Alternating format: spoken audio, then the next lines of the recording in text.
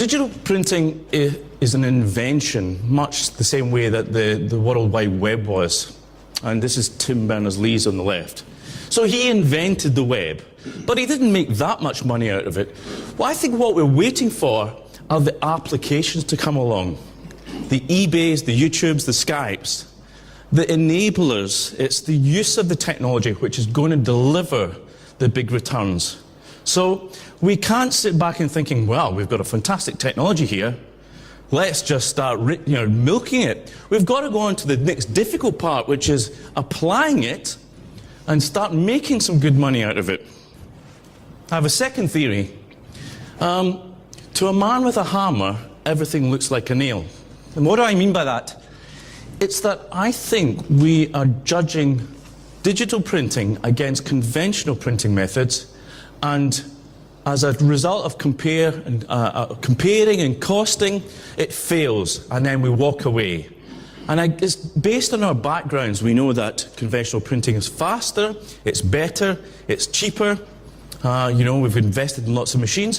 Why would we consider going to digital printing, which has got lots of weaknesses around it? Because I think we're comparing digital printing against the wrong measures. We've got to be looking for new opportunities rather than doing the substitution. And theory 3, which is an important one, is the hot air balloon syndrome. Who here today is in packaging, technology, or purchasing? Hands up. Okay, I've got a joke to share with you, and I think you're going to like it.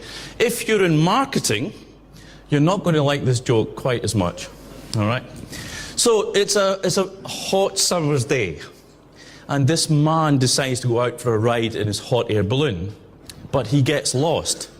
He's looking down, and he sees a woman walking her dog, and he shouts down, "Excuse me down there, do you happen to know where I am?" And she looks up, rather perplexed, and said, "Yes, of course. You're about 5 meters off the ground, heading in a southeasterly direction at probably 12 miles per hour. He said, "Oh." He said, "Well, thank you. Are you perhaps in R&D? And she said, "Yes, I am. How could you possibly know that?"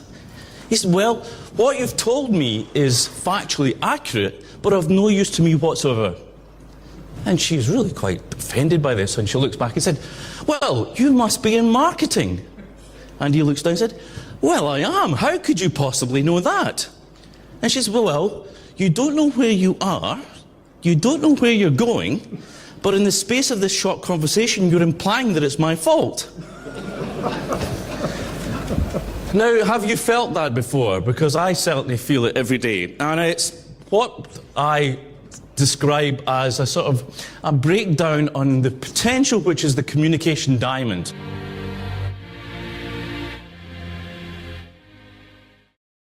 The most important thing is making sure that we have digital print capabilities across primary, which we have. Secondary, I think we're there or thereabouts, and then tertiary. Now, it's an asterisk against all of those, because we've heard this morning that digital print is there. Yes, it is. It's there across all three.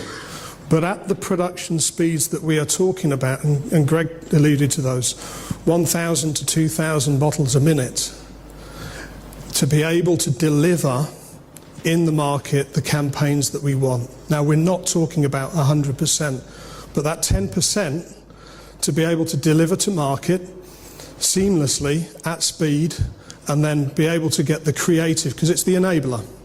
It's not the be-all and end-all, but we need to be able to then put that on the shelf, put it next door, right next door to an analog pack, and then let's take our hats off and be consumers and say, I do not see any difference between an analog pack and a digitally printed pack, and then make that a success. That is where we need to get to.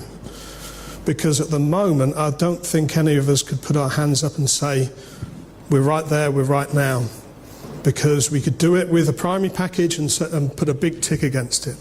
But then when we put all of those components together, we can't do that at the moment. Not without slowing the line speed down by 30–40%. And that's where we need to get to completely unlock those top 10 brands that are $250 billion.